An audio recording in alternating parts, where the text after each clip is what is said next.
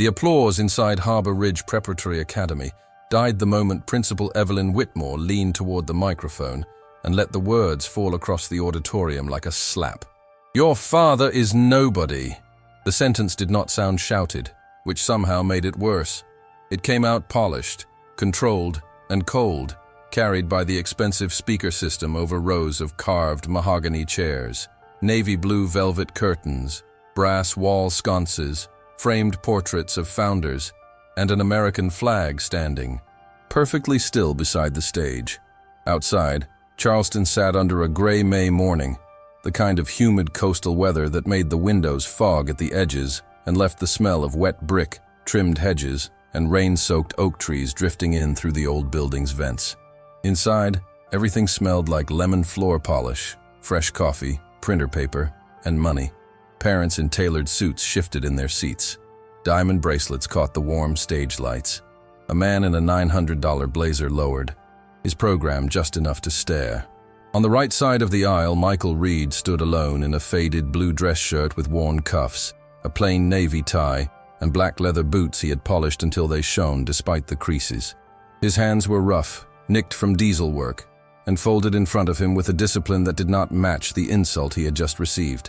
On stage, his 10-year-old son Noah held a certificate for outstanding character and academic merit, but the paper began, trembling between his fingers. The boy's cheeks went red first, then pale. He looked toward his father as if asking whether the whole room had heard it, whether the woman in charge of his future had really said that the man who packed his lunch, paid what he could, worked 2 jobs, and still checked his homework at midnight was nothing. Michael did not move for a few seconds.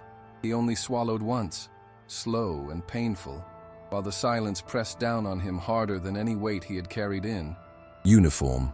And if you believe a father's quiet sacrifice can be stronger than any insult, take a second to subscribe and comment where you're watching from, because this story begins with humiliation, but it does not end there.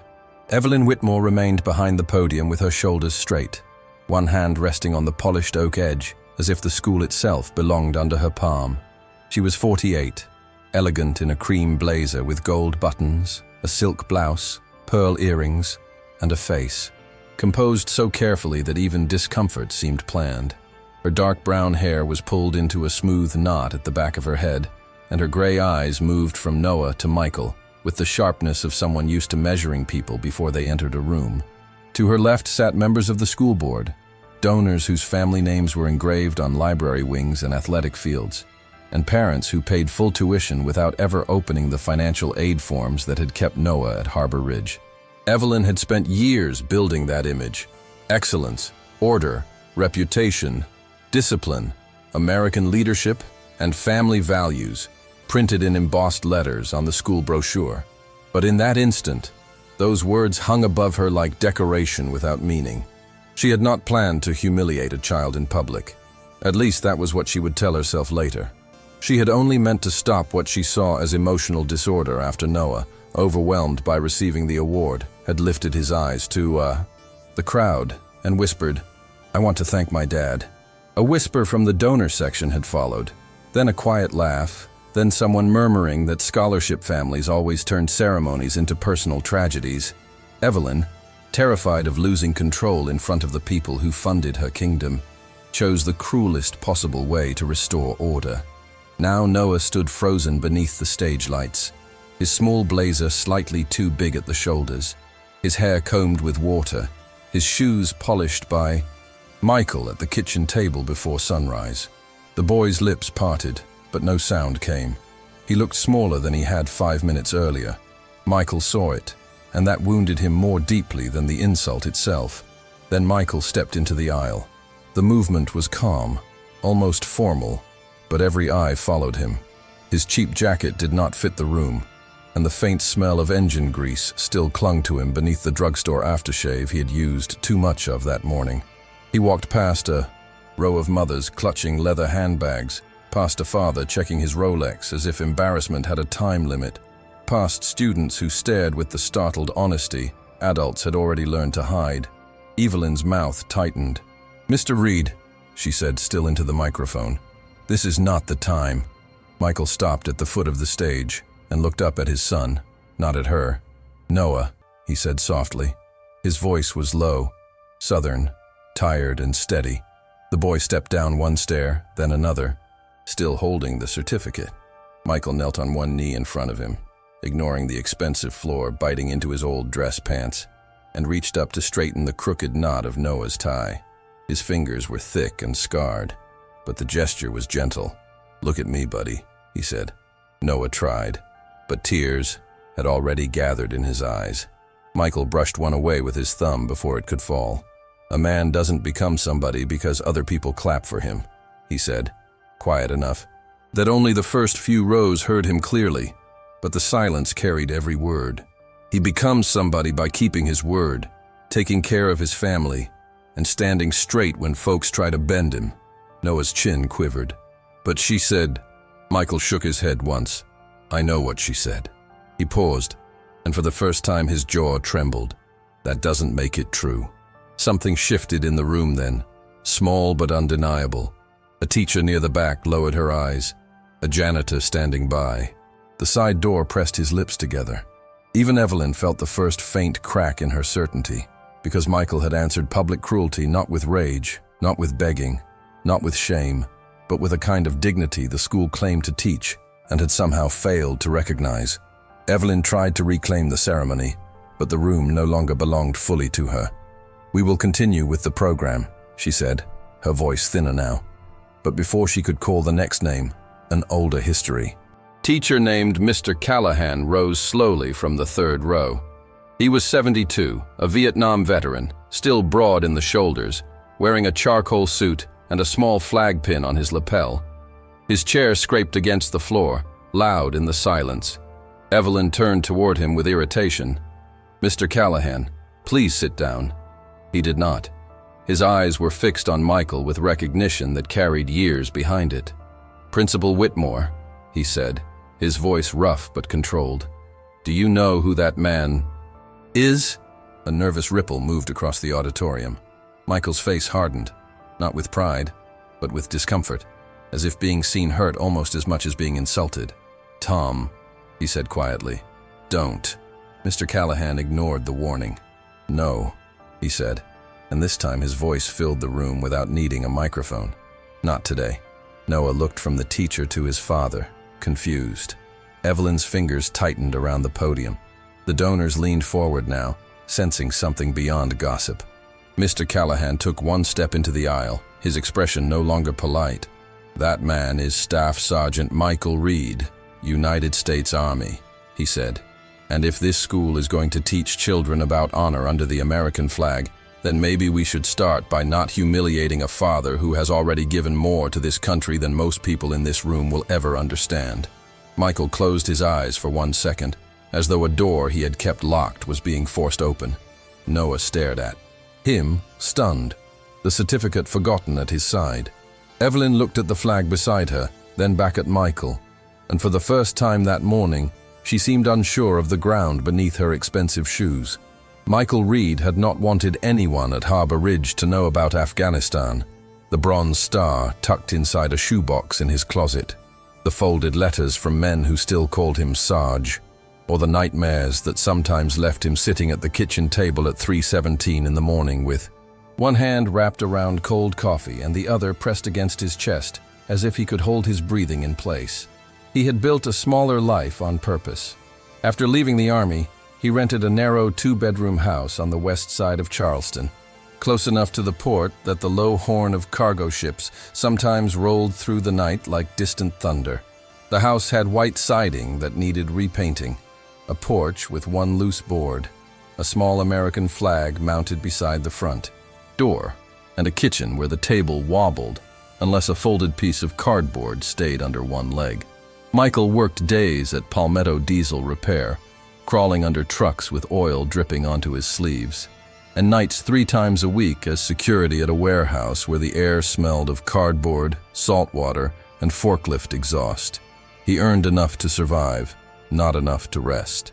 Every month he separated cash into envelopes labeled rent, groceries, tuition gap, gas, Lauren's medical bills, and emergency, though the emergency envelope was usually empty by the 10th. Harbor Ridge had offered Noah a partial scholarship after his test scores stunned the admissions panel, but the remaining fees still felt like a mountain Michael climbed barefoot. He did not complain. He woke at 5:10, packed Noah's lunch in a plastic Walmart container, ironed the boys' shirts, checked his math homework, signed reading logs, and reminded him to stand for the pledge with his hand over his heart because respect, Michael always said, was not something you saved for easy days. Before grief hardened the corners of his life, Michael had been married to Lauren Reed, a nurse with auburn hair, freckles across her nose, and a laugh that filled their old apartment above a laundromat on King Street. Lauren believed in good manners, Sunday dinners without phones, handwritten thank you notes, and teaching Noah that loving your country meant serving your neighbor, not just waving a flag when cameras were around. She was the one who first saw how quick Noah's mind was. At 4, he could name every state capital from a placemat she bought at Target. At 6, he built a model bridge from popsicle sticks and cried when one support beam collapsed because, as he told Michael, people might get hurt if engineers don't pay attention. Lauren used to say their son had a soft heart wrapped around a steel wire. Then the cough started, then the appointments. Then the words, stage 4, came from a doctor who looked too young to deliver sentences that ended families. Michael sold his pickup, emptied his modest savings, and took every overtime shift he could, while Lauren grew thinner beneath hospital blankets that smelled of bleach and warmed plastic. Near the end, when her voice had become a whisper, and Noah was asleep in a chair beside her bed, she took Michael's hand and made him promise 3 things. Never let grief make him hard. Never let pride keep him from accepting help for their son. And never allow anyone to teach Noah that being poor meant being less. Michael had kept the first promise badly some days, the second reluctantly, and the third with everything he had. Noah had learned early to read rooms. He could tell when adults were smiling at him and judging his shoes at the same time. At Harbor Ridge, his classmates arrived in Range Rovers and Teslas, carried lunch from gourmet cafes, and talked about ski trips to Colorado, summer camps in Maine, and fathers who owned law firms or sat on hospital boards. Noah arrived in Michael's old Ford F-150 with a cracked dashboard, a lunchbox from last year, and a scholarship file that made certain parents lower their voices when he entered. He was small for 10, with sandy brown hair, green eyes like his father's, and a habit of gripping the straps of his backpack when he felt people staring. He never fought back when another boy called his house the rental, or when a girl asked why his father always looked tired, or when a classmate named Preston Ballard joked that Noah's dad smelled like a gas station. He simply came home quieter, put his backpack by the door and said, "It was fine," in the careful tone children use when they are protecting adults. Michael noticed every change. He noticed when Noah stopped inviting classmates over. He noticed when the boy hid a permission slip for a field trip because the fee was $75. He noticed when Noah began polishing his own shoes at night, not because they were dirty, but because he was trying to look like he belonged. Each time Michael wanted to storm into the school and demand decency, he stopped himself, remembering Lauren's warning that anger could break doors open but not always build a home behind them. Evelyn Whitmore's life had been built on the opposite side of that same American promise. Her father, Colonel Richard Whitmore, had come home from the army with medals, discipline, and silence so deep it became the language of their house. Her mother hosted charity luncheons with white tablecloths and silver serving trays, while Richard corrected Evelyn's posture, her grammar, her handshake, and the way she looked at adults when answering a question. "Control yourself," he used to say whenever she cried. "The world respects strength." Evelyn grew up believing tenderness was something people used against you. She graduated from Vanderbilt, earned a doctorate in educational leadership, married briefly to a banker who liked her ambition until it competed with his own, divorced quietly, and returned to Charleston, determined to become untouchable.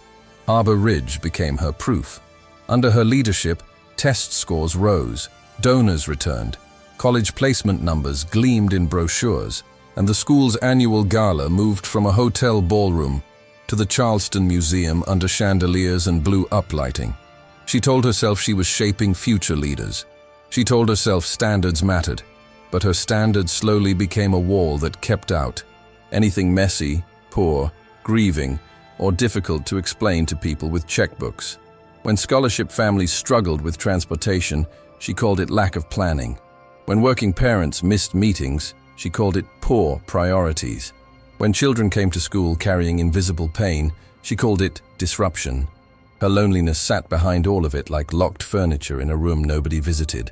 The first time Evelyn noticed Noah, months before the ceremony, he was standing outside her office with a torn book report folder and a swollen lower lip he was trying to hide. It had been raining that afternoon, and the hallway smelled of wet wool coats, waxed floors, and the lavender diffuser her assistant kept plugged behind the reception desk. Noah's teacher, Mrs. Bennett, explained that another student had shoved him near the lockers after mocking his father's truck. Noah denied it before she finished. "I tripped," he said. Evelyn looked over her glasses at him, saw the wet cuffs of his pants, the careful politeness, the way he would rather swallow humiliation than cause trouble, and felt a flicker of recognition she quickly dismissed.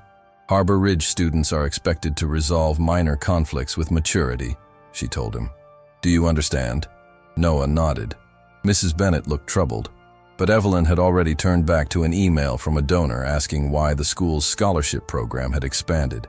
That night, Michael found the cracked folder in Noah's backpack and asked what happened. Noah repeated the lie. Michael sat beside him on the edge of the bed, under a faded Atlanta Braves blanket Lauren had bought when Noah was 7, and waited. After nearly a minute, Noah whispered, "Sometimes I think they know I'm different before I even talk." Michael felt the old battlefield helplessness rise in him, the agony of seeing danger and not being able to remove it without creating more. "Different can mean strong," he said. Noah stared at his hands. "Does it always feel this bad first?" Michael had no easy answer, so he put an arm around his son and stayed until the boy fell asleep against him. The awards ceremony had been supposed to repair something in Noah. For 3 weeks, he had kept the invitation on the refrigerator under a magnet shaped like South Carolina. Michael took an extra security shift to afford a new blazer from Kohl's, then returned it when the electric bill arrived higher than expected, choosing instead to alter one from a thrift store with a sewing kit Lauren had left behind. The night before the ceremony, he ironed Noah's shirt twice, laid out his own best clothes, and opened the shoebox in his closet for the first time in months. Inside were photographs of younger men in dusty uniforms, a folded American flag from a memorial service, unit patches, coins, letters, and the medal he never displayed. He touched the staff sergeant insignia with 2 fingers, then closed the box before Noah saw too much. "Were you scared?" "Over there?" Noah asked from the doorway. Michael turned. The boy's hair was wet from a shower, his pajamas too short at the wrists because he was growing faster than Michael could shop. "Yeah," Michael said after a pause. "A lot." Noah seemed surprised by the honesty. "But you still did it?" Michael nodded.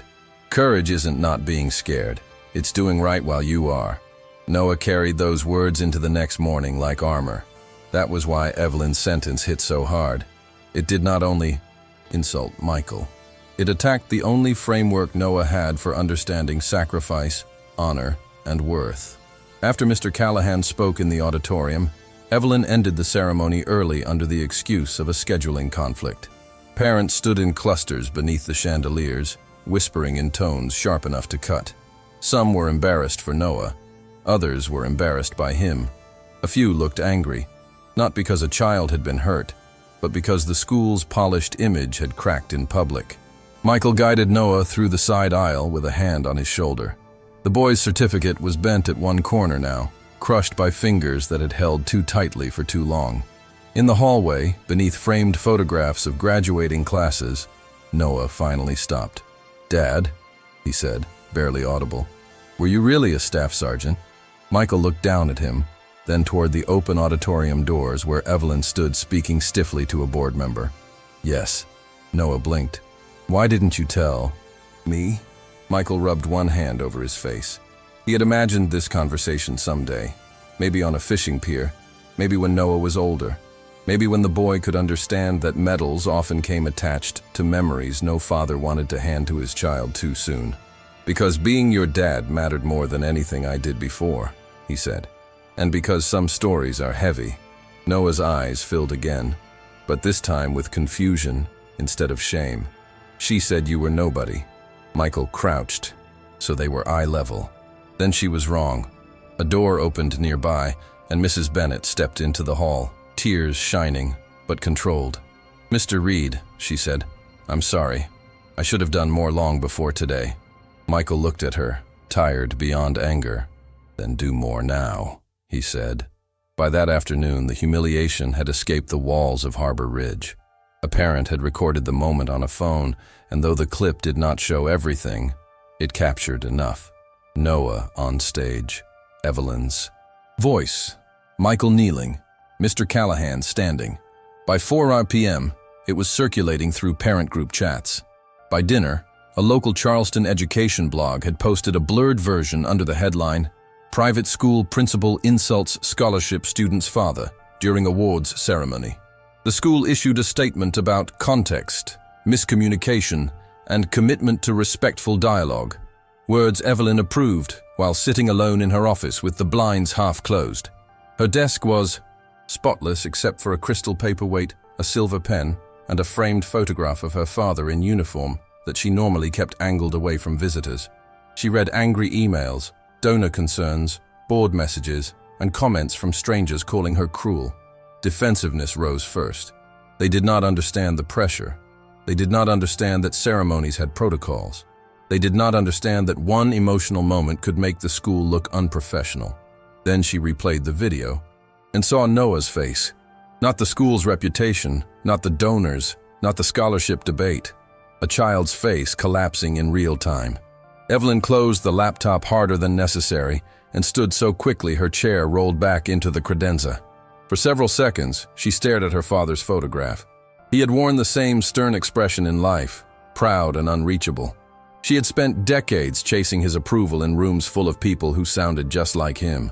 Now, for the first time, she wondered whether she had become disciplined or simply cold. Michael did not see the video until after his night shift began. He was sitting in a folding chair beside a warehouse loading bay, eating a peanut butter sandwich wrapped in a paper towel, when his phone buzzed with a message from Mrs. Bennet. "I'm so sorry this is online. Please call me if Noah needs anything." Michael opened the link and watched 10 seconds before closing it. The fluorescent lights overhead hummed. Rain tapped against the metal roof. Somewhere inside the warehouse, a forklift reversed with a dull beep, beep, beep that reminded him of hospital monitors. His first instinct was to withdraw Noah from Harbor Ridge before morning, to protect him from the comments, the looks, the pity disguised as kindness. But then he pictured Lauren in that hospital bed, pale but fierce, telling him not to let pride take opportunity away from their son. He called Noah, who was staying with their neighbor, Mrs. Alvarez, during the shift. "You okay, buddy?" Michael asked. There was a pause. "People at school will see it," Noah said. "Yeah. Do I have to go back?" Michael closed his eyes. The easy answer was no. The loving answer was harder. "You don't have to face anything alone," he said. "But running from people who were wrong doesn't always teach them they were wrong." Noah was quiet. "Will you walk in with me?" Michael looked down at his work boots, still carrying traces of polish from the ceremony and grease from the garage. "Every step," he said. The next morning, Harbor Ridge looked unchanged from the outside. The brick columns stood clean and proud, the lawn stripes were sharp, and the car line moved with its usual procession of luxury SUVs, tinted windows, and parents speaking into Bluetooth headsets. But inside, tension hung over the school like storm pressure. Students whispered near lockers. Teachers exchanged looks. The receptionist avoided Michael's eyes when he entered with Noah at 7:42 a.m. Michael had come directly from work, his dress shirt replaced by a clean gray Henley under a worn canvas jacket. His face shadowed with exhaustion he had not had time to shave away. Noah wore his uniform neatly, but his shoulders were tight. When they passed the trophy case, Preston Ballard muttered, "Here comes Captain Nobody." Noah flinched. Michael stopped. The hallway froze. Preston's father, standing nearby in a navy suit, gave an embarrassed half-smile as though boys would be boys. Michael turned slowly toward the child, then toward the father. His voice stayed calm. "Son, you don't have to respect me," he said to Preston. "But you will not teach my boy to hate himself." Preston's father scoffed. "Maybe teach your boy not to make everything about class." Michael looked at the man's polished loafers, then at the flag patch on Noah's backpack. This country was built by farmers, mechanics, soldiers, nurses, truck drivers, teachers and parents who showed up tired. He said, "Class isn't the problem. Forgetting that is." No one clapped. Real life rarely gives applause at the right time, but several students heard it, and Noah stood a little straighter. Evelyn watched that hallway exchange from behind the glass wall of the administrative office. She had arrived early, intending to manage the crisis with meetings, statements, and a controlled apology to selected families. Instead, she saw Michael refuse to humiliate a child who had humiliated his son. That restraint unsettled her more than anger would have. By 9 a.m., the board chair, Charles Ballard, Preston's grandfather and one of the school's largest donors, sat across from her in a leather chair, tapping his fingers on a folder. His cologne filled the office with a sharp cedar scent. "Evelyn, you know I respect you," he said, which meant the opposite was coming. "But this Reed situation is becoming a liability." Evelyn kept her hands folded. "A child was insulted." Ballard's mouth tightened. "A ceremony was, disrupted. A scholarship family is now attracting negative attention.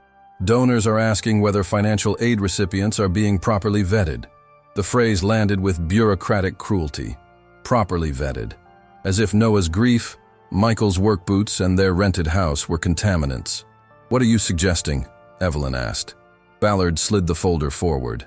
Inside was a recommendation to review Noah Reed's scholarship status due to community disruption and reputational impact. Evelyn stared at it. 24 hours earlier, she might have signed it to protect the institution. Now the ink on the page seemed to move beneath her eyes. "He earned his place here," she said. Ballard leaned back. So did everyone else. Evelyn looked through the glass toward the hallway where Noah had disappeared into class. For the first time in years, doing the politically safe thing felt like cowardice. Noah's day unraveled slowly. In math class, 2 students moved their chairs away from him. During group work, not dramatically enough for the teacher to call out, but clearly enough for him to understand. At lunch, he sat at the end of a table with his turkey sandwich, apple slices, and a note Michael had tucked into the bag. "Stand tall. I love you." Across the cafeteria, a group watched the video again, laughing at the frozen frame of his face. Noah tried to eat, but the bread turned dry in his mouth. Mrs. Bennett found him later in the library, pretending to read a book about the American Revolution while tears darkened the page. She sat beside him without speaking at first. The library smelled of dust, polished shelves, and the faint vanilla scent of old paper. "My dad says soldiers don't leave people behind," Noah whispered. "But everybody keeps acting like we should leave." Mrs. Bennett's eyes softened. "Your father is right." Noah shook his head. "Then why does it feel like being good doesn't matter unless you're rich?" That question traveled further than he knew.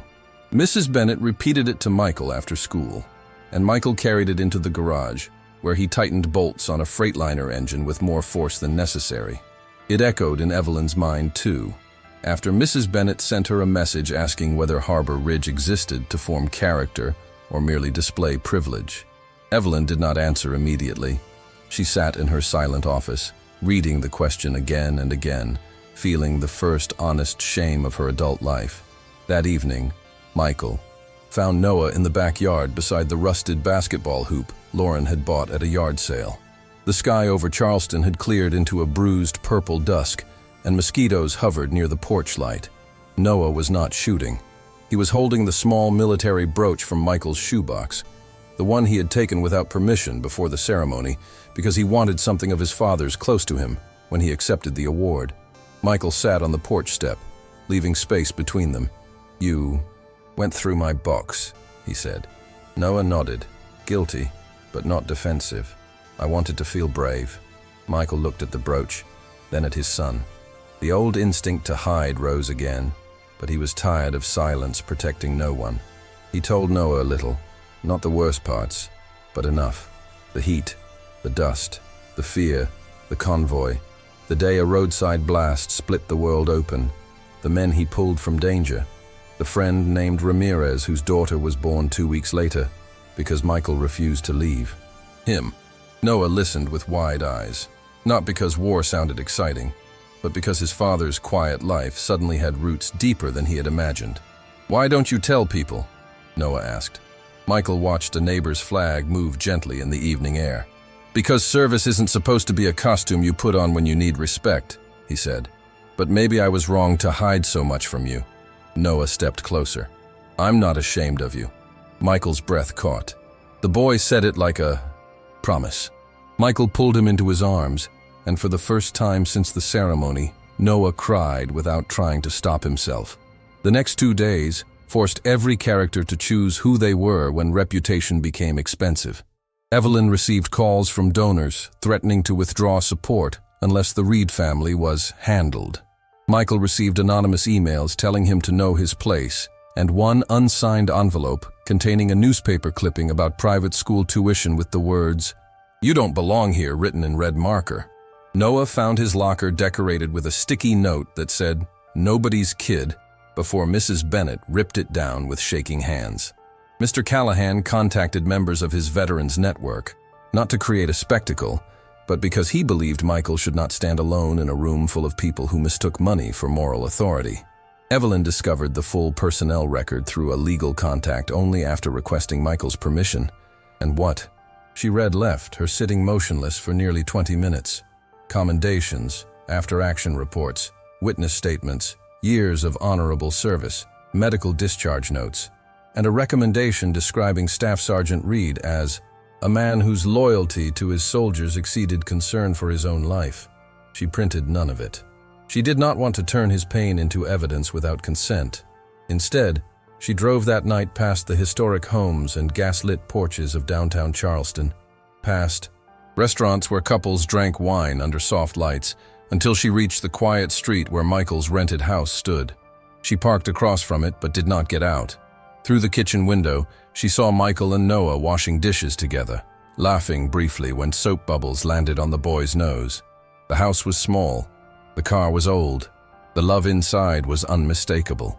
Evelyn sat behind the wheel of her Escalade with her hands on the leather steering wheel and realized that for all her money, she could not remember the last time someone had looked at her that way.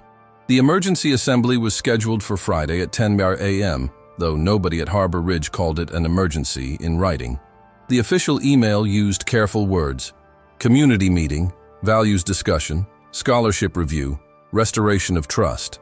But by the time families entered the auditorium, everyone understood that Noah Reed's future at the school was on trial. The same room that had humiliated him now looked even more formal, almost courtroom-like, with the American flag centered behind the podium, the school seal projected on a screen, and rows of parents sitting stiffly beneath the amber lights. Michael arrived in his best shirt again, this time without a tie, because he had come directly from a morning shift at the garage and changed in the restroom of a Shell station. Noah walked beside him, wearing his navy blazer, his hair combed carefully, his face pale but determined. Evelyn stood near the stage holding a folder she no longer trusted.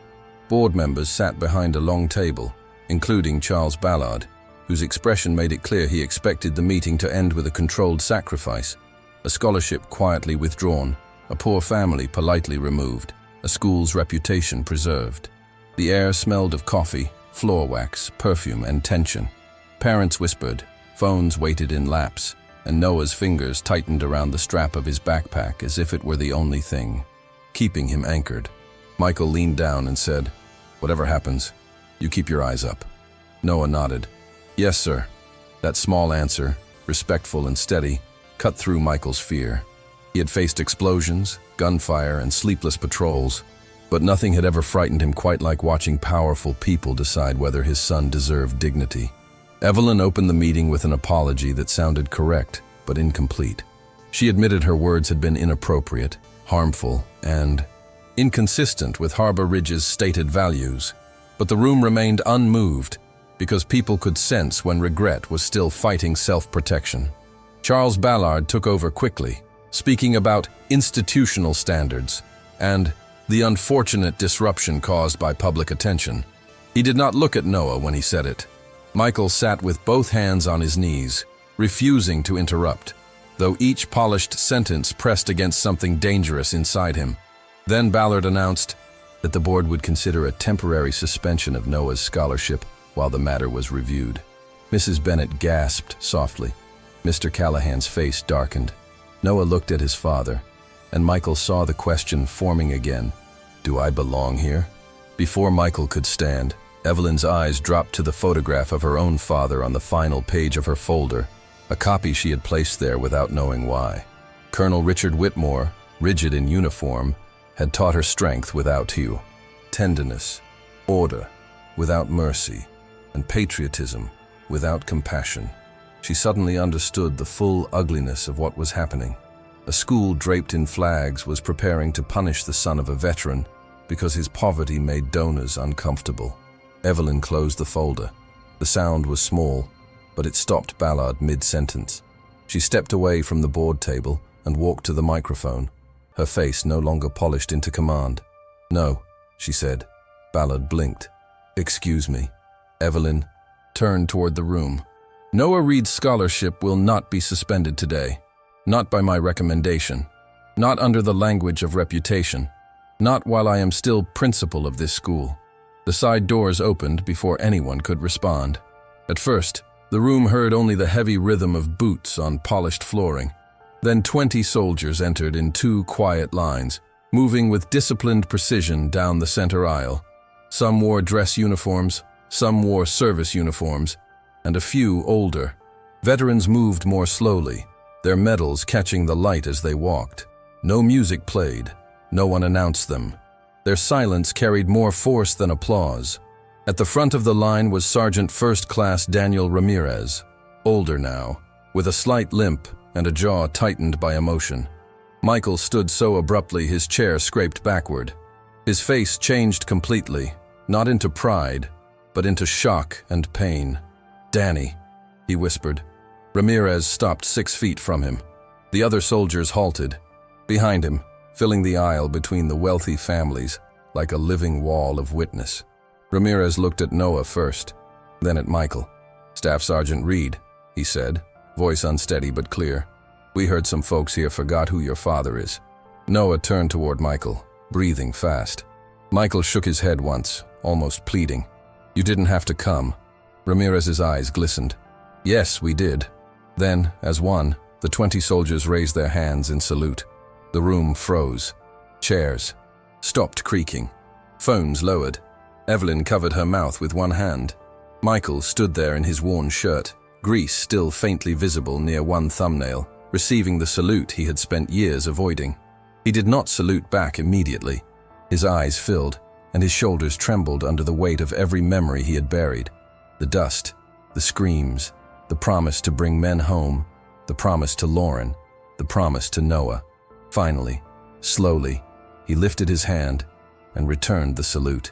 Ramirez stepped forward and faced the room, not with performance, but with the authority of a man telling the truth, because silence had become unbearable. He explained that years earlier, outside Kandahar, their convoy had been hit, and Michael Reed had run into smoke and fire 3 separate times to pull wounded soldiers out, even after being ordered to fall back. He told them Michael carried one man half a mile with shrapnel in his own leg, kept another conscious by talking about his unborn daughter, and refused evacuation until every soldier under his care was accounted for. "I am alive," Ramirez said, pointing to his chest, "because that man decided my life mattered more than his fear." He turned to Noah. "Your dad never called himself a hero. Men like him usually don't. But my daughter graduated high school last week because he came back for me." Noah's face crumpled, and he walked straight into Michael's arms.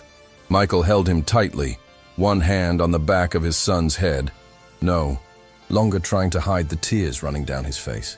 Evelyn stepped down from the stage and approached them slowly, every step stripping away the armor she had worn for decades. She stopped in front of Michael and Noah, her voice breaking for the first time anyone at Harbor Ridge had heard. "Mr. Reed," she said, "I called you nobody because I was too blind to recognize somebody who understood honor better than I ever taught it." She turned to Noah. and I hurt a child to protect a reputation. I am sorry. Not as a principal making a statement, as a person who was wrong. Noah looked up from his father's arms. Michael did not answer quickly. When he did, his voice was quiet. An apology matters when it changes what comes next. Evelyn nodded, tears on her cheeks. Then let it start today. The room stayed silent until Noah stepped away from his father and faced the board table, still shaking, but no longer small. My dad doesn't have a building named after him, he said. He doesn't have a lot of money. Sometimes he falls asleep at the kitchen table because he worked all night. But he teaches me to say yes, ma'am, to stand for the flag, to help people who can't help me back, and to never leave family behind. He looked at Evelyn, then at Ballard, then at the soldiers standing in the aisle. So, if that makes him nobody, then I want to be nobody too. That sentence broke the room. Mrs. Bennet began crying openly. Mr. Callahan stood at attention. One by one, students rose. From their seats, then teachers, then parents who had been silent too long. Charles Ballard remained seated, red-faced and powerless, surrounded by a standing room that no longer followed him. Evelyn returned to the microphone and announced that Noah Reed would remain at Harbor Ridge with full scholarship protection, that the school would create a permanent fund for children of veterans and working families, and that she would personally contribute the first $250,000. Michael looked at her, not fully healed, not instantly trusting, but seeing the beginning of something real. If this story of a humble single dad proving everyone wrong has you watching until the end, hit that like button and subscribe to the channel. Your support helps us bring you more emotional stories of sacrifice, hidden strength, and unforgettable twists. Now let's get back to the video. In the weeks that followed, Harbor Ridge Preparatory Academy changed in ways no brochure could have manufactured. The first change was not the scholarship fund, the press statement, or the new committee Evelyn formed with teachers, parents, and local veterans. It was the way people looked at one another in the hallway. Mothers who once measured families by cars and handbags now hesitated before whispering. Students who had laughed at Noah's worn shoes began seeing the boy who had stood in front of a room full of adults and defended his father with more courage than most of them had shown. Evelyn removed the donor portraits from the main entrance and replaced them with a rotating wall called the Honor Gallery, featuring parents, grandparents, teachers, nurses, firefighters, mechanics, soldiers, small business owners, and caregivers who had served their families and communities with quiet dignity. Michael did not attend the unveiling at first. He thought it might feel like being used to repair the school's guilt, but Noah asked him to come, and Michael never ignored a moment that mattered to his son. He arrived in clean jeans, a navy button-down shirt, and the same old boots, polished as always. When Evelyn saw him enter, she did not rush forward with cameras or speeches. She simply walked over, held out her hand, and said, "Thank you for giving us the chance to become better than we were." Michael studied her face for a long second. There was no coldness there now, only humility. He shook her hand. "Don't waste it," he said. She nodded. "I won't." The Veterans and Working Families Scholarship Fund began, with Evelyn's $250,000 donation, but within 2 months, it had grown to $680,000 after local businesses, military families, and even some embarrassed Harbor Ridge parents contributed. Evelyn insisted the fund would not be charity handed down from the powerful to the poor. It would be recognition of families who built America from the ground up. Michael agreed to serve as a volunteer mentor on Saturday mornings, teaching a small group of students basic engine repair, emergency preparedness, flag etiquette, and practical responsibility. At first, he felt awkward standing in the school workshop while children of bankers and surgeons listened to him explain torque, service, teamwork, and why a person's word should mean something even when nobody was watching. Then Noah sat in the front row, smiling with pride so open it nearly broke him. One morning, Preston Ballard showed up too, silent and red-faced, holding a notebook. Michael could have rejected him. He could have reminded the boy of every cruel word. Instead, he handed Preston a pair of work gloves and said, "You want to learn? You start by listening." Preston nodded. Later, when the boys were cleaning tools, he looked at Noah and muttered, "I was wrong." It was not dramatic, it was not perfect, but it was real, and Noah accepted it with the same grace his father had shown him.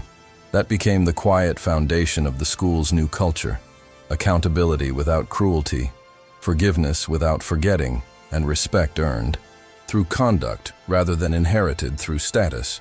Evelyn's transformation was slower, and because it was slower, it became believable. She visited her father's grave for the first time in nearly 5 years, standing beneath a live oak tree at a veteran cemetery while the wind moved through rows of white headstones. She brought no speech, no flowers arranged by an assistant, no polished explanation of why she had stayed away. She simply stood there in a dark coat, hands trembling, and admitted out loud that she had confused emotional control with strength because he had taught her no other language. "I became hard," she whispered, staring at his name carved into stone. "And I called it excellence." After that day, she began meeting with scholarship families personally, not as problems to be managed, but as people to be understood. She listened to a single mother who worked nights at a hospital, a grandfather raising 2 boys after his daughter's overdose, and a Marine widow whose son had been hiding panic attacks behind perfect grades. Evelyn did not become warm overnight, but her authority changed shape. It no longer came from fear, it came from responsibility. At the end of the school year, she invited Michael to speak at the awards ceremony, the same stage where he had once been humiliated. He stood under the lights with Noah in the front row and told the students, "America doesn't stay strong because powerful people look impressive. It stays strong because, ordinary families keep showing up, keep working, keep serving, and keep loving when life gives them every reason to quit." This time, when the room stood, Michael did not feel exposed. He felt seen. 3 years later, Noah Reid stood behind that same podium as the student representative for Harbor Ridge's character and service ceremony. He was taller now, his blazer fit properly, and his voice carried with the steady confidence of a boy raised by sacrifice instead of privilege. Michael sat in the first row beside Mrs. Bennett, Mr. Callahan, Sergeant Ramirez, and Evelyn, whose eyes filled when Noah looked at his father and said, "The greatest lesson I learned here didn't come from a textbook. It came from a man who taught me that being somebody means protecting your family, honoring your country, and doing the right thing when it costs you something." Michael lowered his head, overcome, and Noah stepped off the stage to embrace him before the applause even began. On the wall behind them, the honor gallery displayed a photograph of Michael kneeling in front of Noah after the insult, not as a memory of shame, but as a reminder that dignity can begin in the exact place where humiliation tried to destroy it. Evelyn watched father and son hold each other and understood the moral that had rebuilt her school and her own heart. Money can open doors, but character decides what kind of people walk through them. Have you ever helped someone at their lowest moment and discovered that your kindness changed their life forever? Drop a little heart in the comments if you believe love, kindness, and quiet strength are worth more than money, status, or any fortune. Subscribe for more emotional stories about second chances, hidden truth, and the moment a humble heart changes everything. Comment, "Love has no price tag," if you believe real kindness can change someone's life when they need it most.